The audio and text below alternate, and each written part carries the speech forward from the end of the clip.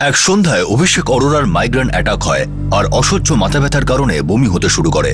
হাসপাতাল থেকে ফেরার পর তার খানিকটা স্বস্তি বোধ হয়, কিন্তু পরের দিন সকালে তার মৃত্যু ঘটে। তার ছোট বোন কোমল অরোরা এই মৃত্যু শোকে অত্যন্ত ভেঙে পড়ে। অভিষেকের দুই দিদি দলজিৎ ছাওড়া ও রজবিন্দর খুরানাও চরমভাবে শোকাহত হয়। এই কেসকে একটা অ্যাক্সিডেন্টাল কেস হিসাবে ট্রিট করা হয় আর ফাইল ক্লোজ করে দেওয়া হয়।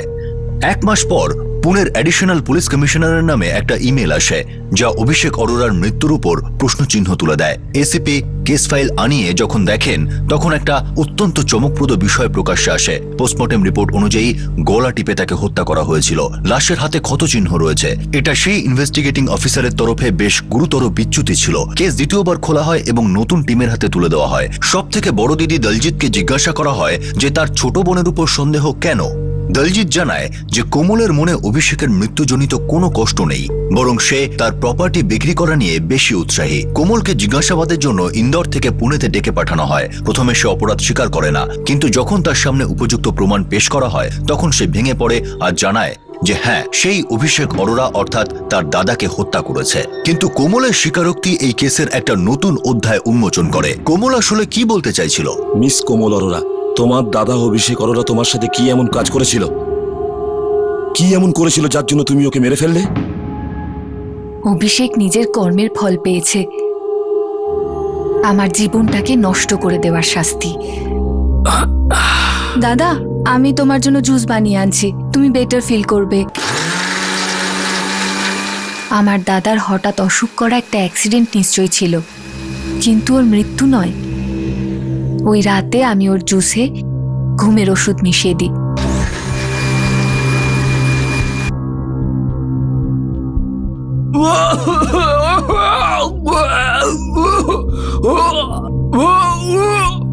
আমি জানতাম ওষুধের ফলে ওর নিশ্চয়ই বমি হবে।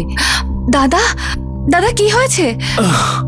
কোমল, বমি হচ্ছে আর মাথাও ঘুরছে খুব। দাদা চলো হসপিটালে যাই। আমি যেতে পারবো না, তুই অ্যাম্বুলেন্স ডাক তাড়াতাড়ি।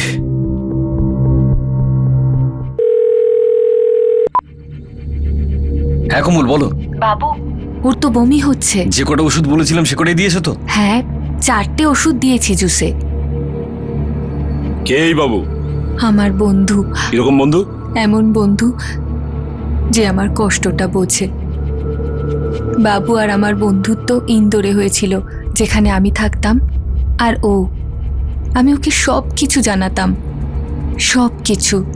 ও আমার কষ্ট দূর করে দিল, অভিষেকের থেকে মুক্তি দিয়ে দিল। আমি অপেক্ষা করেছিলাম অভিষেকের শুয়ে পড়ার।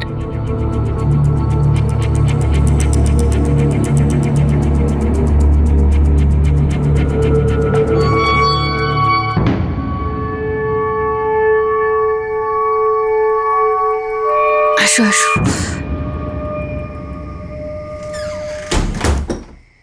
ও গভীর ঘুমে আছে।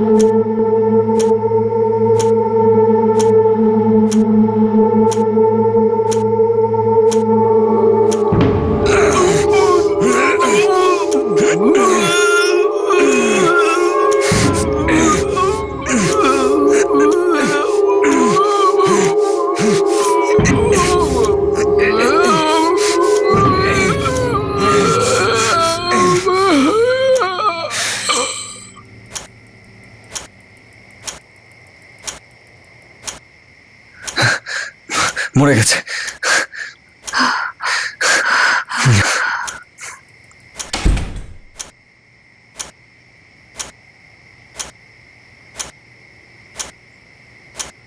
আর আমি সেটাই করে ফেললাম যেটা আমি প্ল্যান করেছিলাম। আমি চিৎকার করলাম, কবিতা দিকে ডেকে আনলাম, উনি রাজেশ দাকে ডাকলেন, আর তারপর আমরা অভিষেকের লাশ নিয়ে হসপিটালে গেলাম। নিজের দাদার প্রতি এত ঘৃণা? এমন কি শত্রুতা ছিল যে তুমি তোমার নিজের দাদাকে এইভাবে মেরে ফেললে? আমি বলেছিলাম আপনাকে, শোনার শক্তি হবে না আপনার। শক্তি তুমি জোগাড় করো, আর এটা বলো যে তুমি তোমার নিজের দাদাকে খুন কেন করলে।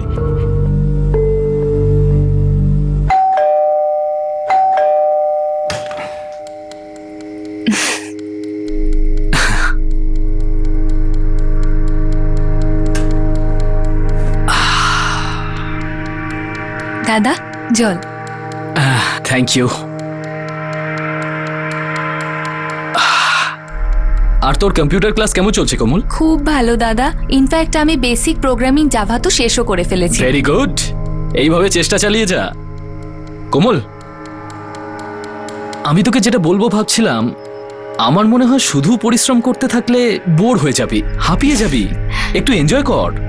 তোর ইচ্ছা করে না বন্ধুদের সাথে একটু বাইরে ঘুরতে যেতে, শপিং করতে, মুভি দেখতে? কেন করবে না দাদা, ইনফ্যাক্ট আমি আমার ক্লাসের বন্ধুদের সাথে অনেক ঘুরি। কোমল, একটা খুব ভালো মুভি আমার কাছে আছে এখন, দেখবি? এখন? চলে আয় চলে আয় কোমল, বস। এই দেখ, খুব কুল।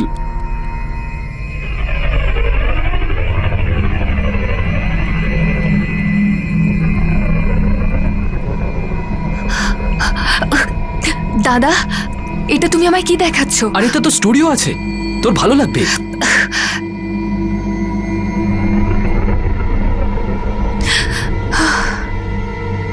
আমার নিজের দাদা আমাকে বাজে একটা মুভি দেখাচ্ছিল। কবেকার কথা এটা? 2 বছর আগে এসব শুরু হয়েছিল।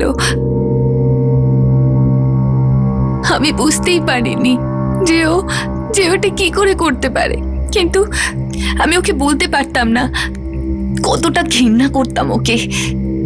ও মনে হয় জানতো, আর ওর এসবের মধ্যে বাজে মজাও আসছিল হয়তো। আমি যতদূর সম্ভব ওর থেকে দূরে থাকতাম, আর ও আমায় বারবার বোঝাতে চাইতো যে আমি ওর সাথে শুতে রাজি হয়ে যাই।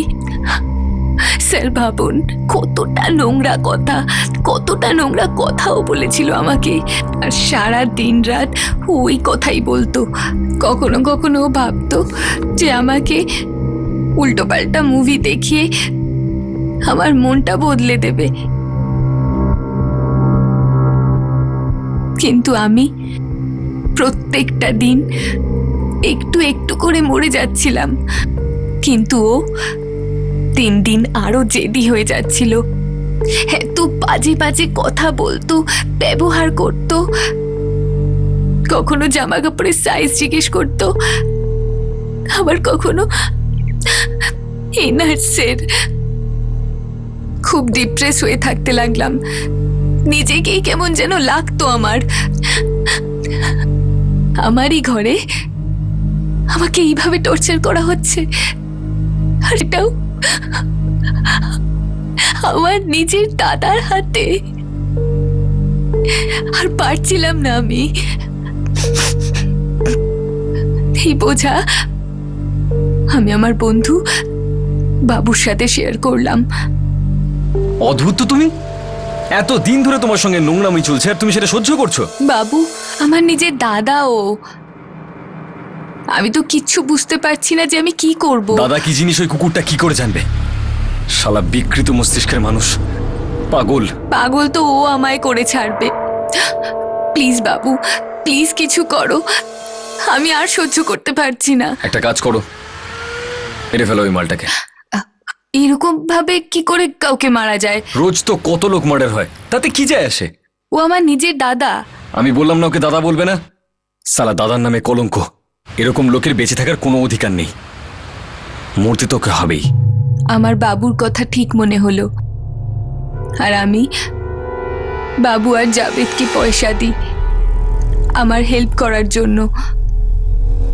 আর তারপর আমরা অভিষেককে মেরে ফেললাম।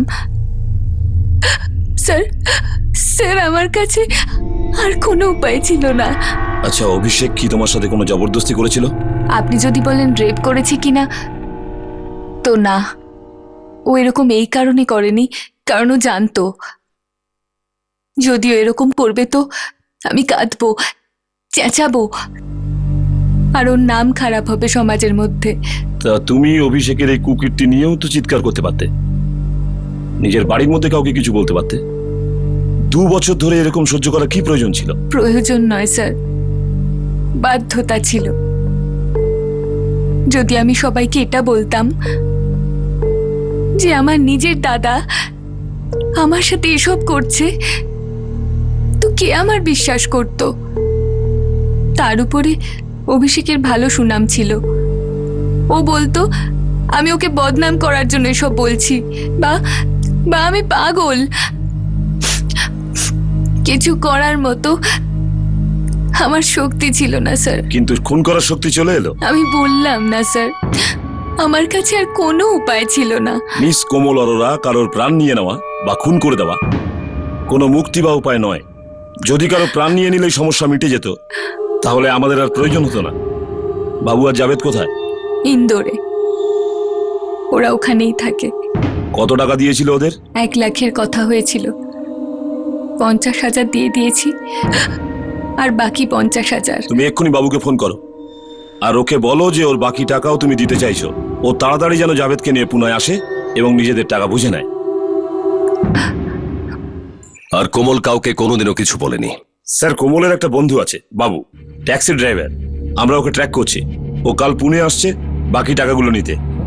আমরা কোমলকে দিয়ে ফোন করিয়ে ওকে এখানে ডেকেছি। এই বাবুকে পুরো গ্রিলিং করো আর দেখো ওর আর এই কোমলের স্টেটমেন্ট ম্যাচ করছে কিনা। Yes sir, that's the plan.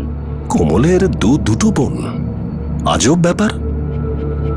ও ওর প্রবলেমের ব্যাপারে কাউকে কোনোদিন কিছু বলেনি। নো স্যার, ইনফ্যাক্ট আমি যখন এই কথা কোমলের বর্দি দলজিৎকে বলেছিলাম, ও নিজেই কথাটাকে বিশ্বাস করতে পারছিল না। না না, আমি এই কথায় বিশ্বাস করি না। আমার ভাই অভিষেক এই কাজ কিছুতেই করতে পারে না। দেখুন দলজিৎ দেবী, আপনার বোন কোমল এই কথা স্বীকার করেছে যে এই কারণে ও বাবুর সাহায্যে অভিষেককে খুন করেছে। বাবু, ওই ট্যাক্সি ড্রাইভার ওর বন্ধু? হ্যাঁ হ্যাঁ। এটা কিছুতেই সত্যি হতে পারে না। ও আমার আর রজবিন্দরের সঙ্গে কখনো এরকম ব্যবহার করেনি, না কোনো অন্য মেয়ের সঙ্গে। ইন্সপেক্টর, আমি ওর শিরা উপশিরা চিনি। দেখুন দলজিৎ দেবী, আমি আপনার ভাইয়ের উপর কোনো অভিযোগ করছি না, বরং আপনার বোন কোমল নিজেই বয়ান দিয়েছে যে অভিষেক ওকে এইভাবে জ্বালাতন করত। জানি না ওর সম্পর্কে কোমল এরকম নীচ অভিযোগ কি করে করতে পারে। স্যার, আমার ভাই আমার মা বাবার খুব ভালো দেখাশোনা করেছে। আমাদের 3 বোনের কাছে ওই অভিভাবক ছিল। আপনি শুধু এইটুকু বুঝুন, কোমল এইসব শুধু প্রপার্টির জন্য করছে। বাকি এই সব কথা মিথ্যে, ভিত্তিহীন। সত্যি মিথ্যে এখন এই কেসে কিছুই বোঝা যাচ্ছে না। খুব তাড়াতাড়ি পর্দাটা উঠবে এবং সত্যিটা বেরিয়ে আসবে। ঘরের 4 দেওয়ালের মধ্যেও এমন এমন ব্যাপার হয় যেটা হয়তো বাইরে কখনো কোনো লোকের সাথে হয় না। স্যার, কোমল নিজের দাদা অভিষেকের উপর যে অভিযোগ আনছে সেটা খুবই নোংরা ও শকিং, কিন্তু প্রমাণ কিচ্ছু নেই। পোস্টমর্টম রিপোর্টের থেকে যদি কোনো সূত্র পাওয়া যায় তাহলে হবে, আর না হলে ব্ল্যাঙ্ক সিলেট, সাদা কাগজ। এই ট্যাক্সি ড্রাইভার বাবুর ইন্টারোগেশনের পরে এই সাদা কাগজ পুরো ভর্তি হয়ে যাবে। এখন এই কেসটা শুধুমাত্র একটা খুনের কেস নয়, এটা একটা জীবিত মেয়ে আর একটা মৃত মানুষ, দুজনেরই সম্মান জড়িত। একজন বোন তার দাদার বিরুদ্ধে অভিযোগ এনেছিল যে তার দাদা তার উপর যৌন নিগ্রহ করার চেষ্টা করছিল। এই অভিযোগ যাচাই করা পুলিশের পক্ষে সম্ভব ছিল না, কেননা দাদাকে বোন পরপারে পৌঁছে দিয়েছিল। বর্তমান পরিস্থিতিতে কোমলের বয়ান উপযুক্ত প্রমাণের উপর দাঁড়িয়েছিল না, আর তাই আইনি দৃষ্টিকোণ থেকে দুর্বল ছিল। এখন কো অ্যাকিউজড বাবুর বয়ান অনেক বেশি গুরুত্বপূর্ণ হয়ে দাঁড়ায়।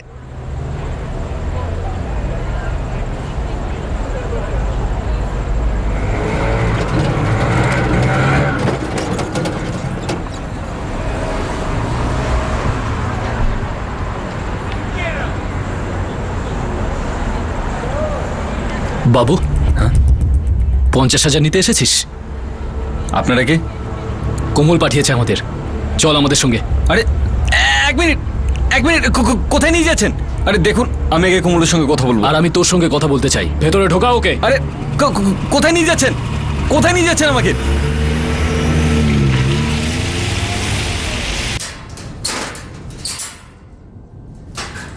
বাবু, পুরো নাম কি তোমার? নাদিম শেখ স্যার। দেখো নাদিম, তোমার বন্ধু কোমল পাখির মতন সবকিছু বলে দিয়েছে। এর জন্য কোনো মানে হয় না যে আমরা তোমার আগে চামড়া তুলবো, আমরা গাছে শুকোতে দেব। তাই মশলাপাতি না লাগিয়ে ফটাফট এটা বলো যে তুমি অভিষেক অরোরাকে কেন মেরেছ। বাবু, যদি তুমি 5 মিনিটের মধ্যে সব সত্যি না বলো, না তোমার শরীরে কোনো চামড়া থাকবে, না সেটা আমরা গাছে শুকোতে পারবো। স্যার, ওই কমলের দাদা অভিষেক খুবই নোংরা লোক ছিল স্যার। মানে কেউ নিজের বোনের সঙ্গে নোংরামি করতে চাইতো স্যার। এটা তো লজ্জার কথা। কিন্তু এত লজ্জার কথা যেটা কোমল তার দিদিদের বলতে পারলো না, সেটা তোমাকে কেন বললো, একজন ট্যাক্সি ড্রাইভারকে? স্যার, ট্যাক্সি চালানোটা আমার পেশা স্যার, কিন্তু লোকজনের সঙ্গে মিশতে পারি, পটাতে পারি। তাহলে তুমি কোমলকে পটিয়েছ? সেরকম ব্যাপার নয় স্যার। ওই কোমলের বড় দিদি দলজিৎ, উনি প্রায়ই আমাকে কাজের জন্য ডাকতেন স্যার। কখনো কোনো পার্টিকে ঘোরাতে হলে বা এদিক ওদিক যেতে হলে এরকম, সেই করেই আমার সঙ্গে কোমলের কথা শুরু হয় আর তারপর বন্ধুত্ব হয়। কোমল তোমাকে এই কথা কবে বলেছে যে ওর বড় দাদা ওর সাথে এই ধরনের নোংরামি করার চেষ্টা করছে? কোমল 2-3 মাসে একবার ইন্দোরে আসতো। প্রথম খুব খুশি থাকতো, কিন্তু পরে খুব মন খারাপ করে থাকতো স্যার। আমি অনেকবার ওকে জিজ্ঞাসা করেছিলাম, কিন্তু ও কিছু বলেনি। তারপর 2 মাস আগে একটা রাতে ওর ফোন আসে, আর কেঁদে কেটে ও নিজের সমস্ত কথা বলে দেয় স্যার। পাগল তো ও আমায় করে ছাড়বে। প্লিজ বাবু, প্লিজ কিছু করো। আর তোমরা ফোন করেই দুজনে অভিষেক অরোরাকে খুনের প্ল্যান করেছো? না স্যার, প্ল্যান করিনি। বরং আমি কোমলকে বুঝিয়েছিলাম যে সেটা ওর কোনো দোষ নেই, ভুলটা তোমার দাদার। তুমি ভয় পেও না, মেরে দাও ওকে। ও আমার কাছে সাহায্য চায়, আর আমি বন্ধুত্বের খাতিরে সেটা করি স্যার। বন্ধুত্বের জন্য না, তোমার ব্যাংকের খাতায় 1 লাখ টাকা ঢুকবে সেই জন্য? না স্যার, ওটা জাভেদের জন্য, আর তারপর এদিক ওদিক যাওয়া এইসবের জন্য স্যার। মেরে ফেললে কি করে অভিষেক অরোরাকে? স্যার, সেই রাতে কোমল আমাকে ফোন করে। ও বলল, চলে এসো, দাদা অসুস্থ। আর আমি ওকে অজ্ঞান করে দিয়েছি। তার আগে ওকে হসপিটালেও নিয়ে যায় স্যার। তুমি পুনে কবে এসেছিলে? স্যার, খুন করার 1 দিন আগে স্যার। তাহলে তুমি তোমার বন্ধু জাবেদের সাথে কোমলের ফ্ল্যাটে গেলে, আর ওখানে তোমরা অভিষেক অরোরাকে প্রাণে মেরে ফেললে? হ্যাঁ স্যার। তারপর আমরা চলে যাই স্যার, কিন্তু যাওয়ার আগে আমরা এটা শিওর করিনি যে ও মারা গেছে। ফ্ল্যাটে ঢুকলে কটার সময়? তাও রাত 3টের সময় স্যার। ও গভীর ঘুমে আছে।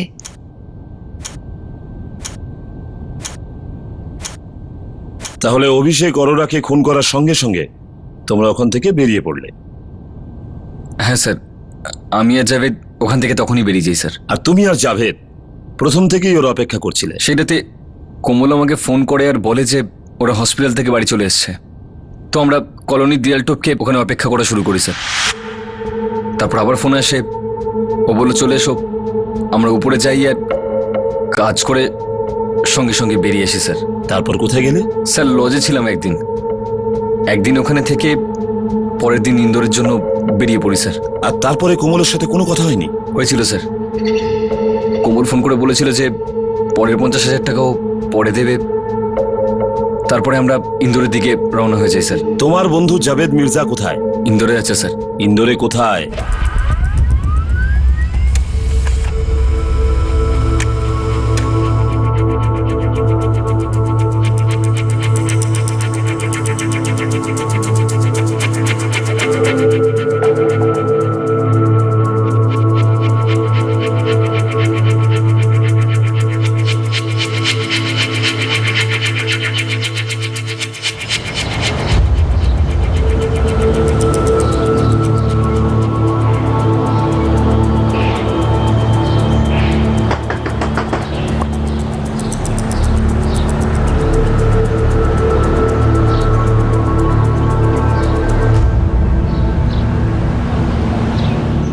স্যার, অন গড বলছি, আমি কিচ্ছু জানি না। কোমল এরকম নোংরা অভিযোগ কেন করছে অভিষেকের বিরুদ্ধে? আর সবচেয়ে আশ্চর্য ব্যাপার হলো এইটা, ধরুন এটার মধ্যে এতটুকু সত্যি থাকলে আমরা বাকি 2 বোন কি মরে গেছিলাম? আমাদের কিচ্ছু জানায়নি, কেননা ও অনেকবার আগে এসেছে। কোমলের এটাই মনে হচ্ছিল যে আপনি নাকি ওর কথা একদম বিশ্বাস করবেন না, সেই জন্য এই কথা ও আপনাকে না বলে ওর নিজের 2 বন্ধু বাবু ওরফে নদীম শেখকে বলে। তারপর ওরা সবাই মিলে আপনার ভাইকে খুন করে ফেলে। আচ্ছা, কোমল এই 2 বছরে ইন্দোর কতবার এসেছিল? প্রায় যাতায়াত করত। কিন্তু আপনি এটা কেন জিজ্ঞাসা করছেন স্যার? আর মারবেন না স্যার, আমি তো টাকার জন্য গিয়েছিলাম বাবুর সঙ্গে। বাবু আমাকে আরো টাকা দেবে বলেছিল। তোমার এই বন্ধু বাবু, তার সাথে অভিষেক অরোরার কি শত্রুতা ছিল? আমি তো নামটুকু পর্যন্ত জানি না স্যার। বাবু আমাকে বলেছিল চলে আয়, অনেক টাকা পাবি, একটা লোককে প্রাণে মারতে হবে, আর আমি চলে যাই স্যার, ব্যাস। আর এর বেশি কিছু আমি জানি না স্যার। কোমল অরোরাকে চেনো? স্যার বাবু জানে স্যার। এখন তুমি যেটা জানো সেটা আমাদের বলো। ওই রাতে কি কি হয়েছে? স্যার যেমন আপনাকে আমি বলেছি, আমি তো বাবুর সঙ্গে গিয়েছিলাম স্যার। আমরা শুধু ওই বাড়িতে ঢুকে পড়ি আর ওই লোকটাকে প্রাণে মেরে ফেলি, ব্যাস স্যার।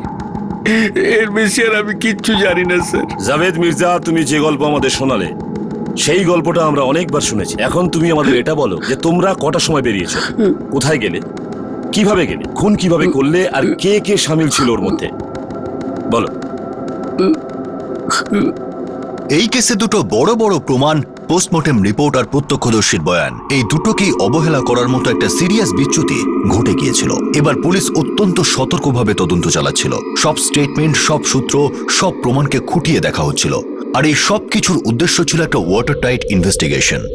কিন্তু এই গল্পে এর মধ্যেই আরো একটা নতুন টুইস্ট এলো, যা হাওয়ার গতিপথ উল্টো দিকে ঘুরিয়ে দিল। আমরা ওই বাড়ি থেকে সকালে বেরোই স্যার। সকালে মানে? সকাল মানে 7টা-8টার সময়। তুমি আর বাবু কোমলের বাড়িতে ঢুকলে কখন? ওই দিনের ঠিক 1 রাত আগে বাবুর কাছে কোমলের ফোন আসে আর আমরা চলে যাই। হ্যাঁ কোমল বলো। বাবু, ওর তো বমি হচ্ছে। যে কটা ওষুধ বলেছিলাম সে কটাই দিয়েছো তো? হ্যাঁ, 4টে ওষুধ দিয়েছি জুসে। ঠিক আছে, আমরা আসছি। চল জাভেদ, টাইম হয়ে গেছে। চল।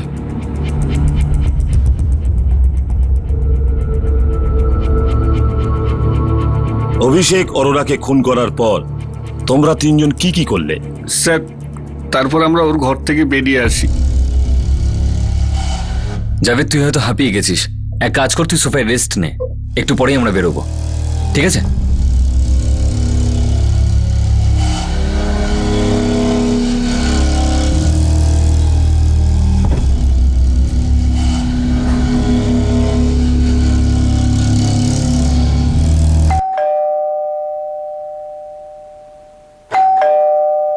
তাহলে তোমরা খুন হওয়ার সঙ্গে সঙ্গে সেখান থেকে বেরিয়ে যাওনি? না স্যার, আমি কিছুক্ষণ ওখানে শুয়ে থাকি, তারপরে আমি বেরোই। আর বাবু আর কোমল দুজনেই একসাথে ছিল কোমলের ঘরে?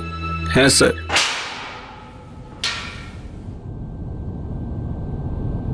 মিস কোমল অরোরা, আমাদের এই রেডি কনস্টেবল আছে না, সে আজকাল খুব উদাস থাকে। এ তো আজকাল কাউকে মারার সুযোগই পাচ্ছে না। কেননা আমাদের এই ইন্টারোগেশন রুমে যারা যারা আসে তারা কোনো কিছু না লুকিয়ে প্রথমবারই সমস্ত সত্যিটা বমি করে ফেলে। বললাম না আমি, অভিষেক আমায় টর্চার করত, আর এর জন্য হতাশ হয়ে আমি বাবু আর জাভেদের সাথে মিলে ওর মার্ডার করে দিয়েছি। কিন্তু গল্পটা তো এখানে শেষ হচ্ছে না, কাহানি মে টুইস্ট হ্যায়। আর টুইস্ট এটাই যে তুমি পুনে থেকে ইন্দোর শুধুমাত্র তোমার দিদির সঙ্গে দেখা করার জন্য যেতে না, তুমি পুনে থেকে ইন্দোর যেতে এই বাবুর সঙ্গে দেখা করতে। আর এই বাবুও স্পেশালি ইন্দোর থেকে পুনে তোমার সঙ্গে দেখা করতে আসতো। হ্যাঁ সাহেব, এ এখানে আসা যাওয়া করতো, আমি একে চিনি। খুনের রাতে এবং খুনের পরে তুমি আর বাবু তোমার ঘরেই রাত কাটিয়েছ একসাথে। আর সত্যি এটাই মিস কোমল অরোরা যে বাবু শুধু তোমার মন হালকা করার বন্ধু নয়, ও তোমার হৃদয়ের খুব কাছের বন্ধু। He is your boyfriend. শুরুটা বন্ধু থেকেই হয়েছিল, কিন্তু পরবর্তীকালে এই পুনে ইন্দোরের বন্ধুত্বের হাইওয়েতে রোমান্সের গাড়ি খুব দ্রুত এগোচ্ছিল।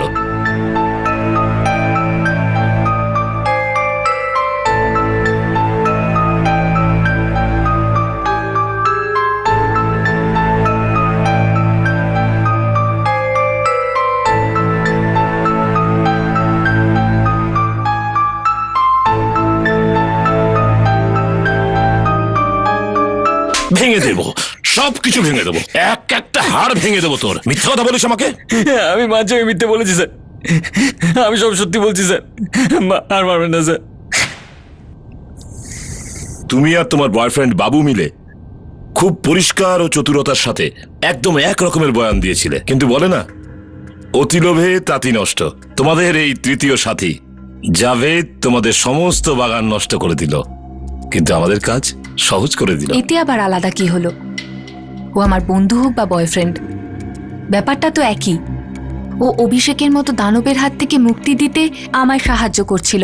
মিস কোমল অরোরা, তুমি খুব ভালোভাবে জানো যে আমরা অভিষেককে কিছু জিজ্ঞাসা করতে পারবো না, কেননা তুমি ওর গলা টিপে ধরে তার আওয়াজকে চিরকালের মতন বন্ধ করে দিয়েছ। কিন্তু অভিষেক আমাদের বলেছে, কি? তোমার নিজের বড় ভাই অভিষেক অরোরা আমাদের বলেছে, জাভেদের মুখ দিয়ে। ওই আমাদের বলেছে যে তুমি আর তোমার বয়ফ্রেন্ড বাবু হাতে নাতে ধরা পড়ে গিয়েছিলে।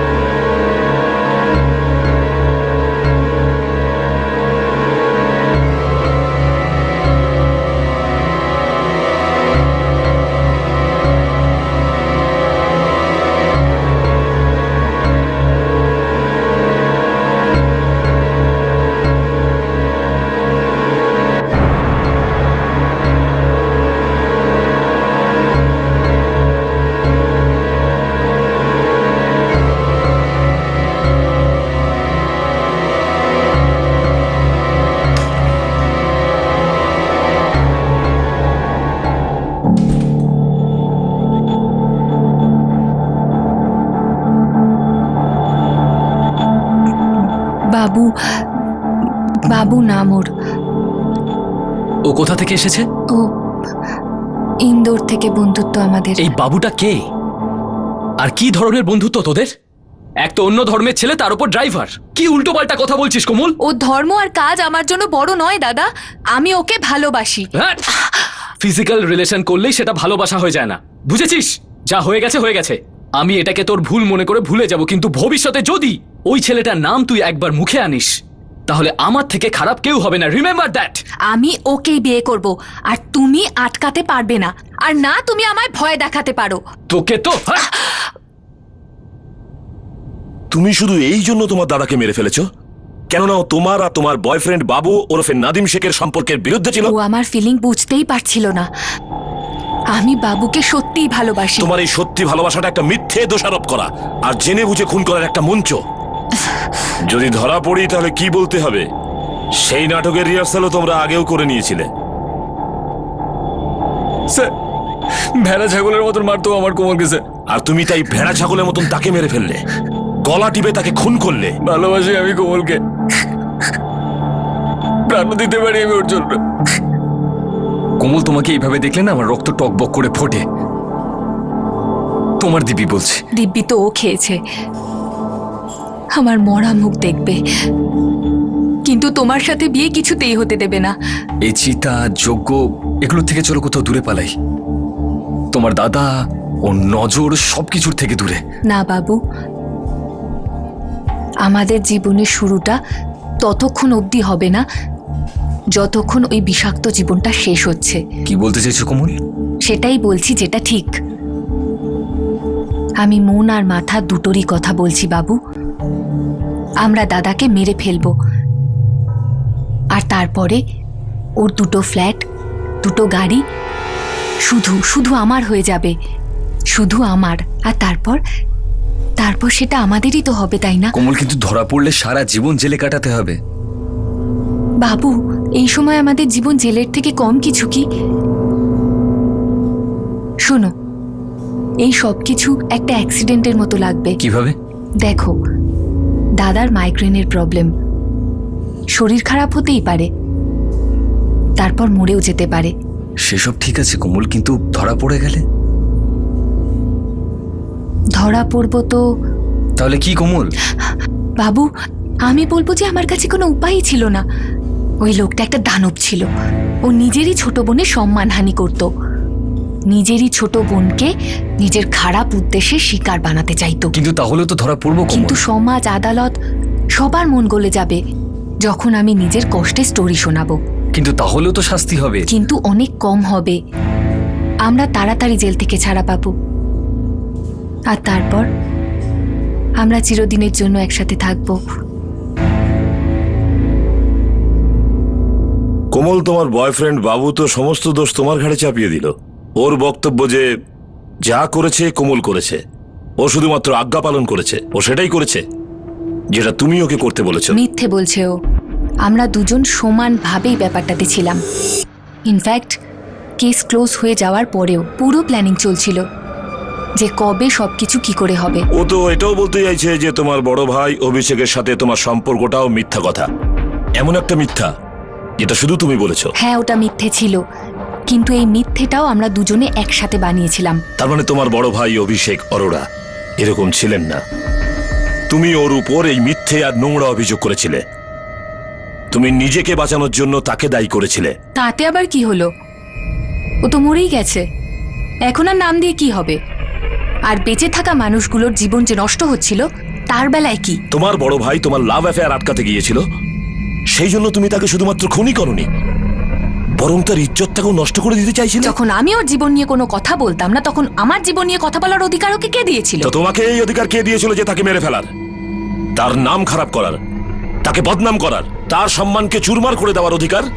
এই অধিকার কারোর হয় না। এটা গুরুতর অপরাধ। এখন আইনও অধিকারের সাথে দায়িত্ব পালন করবে।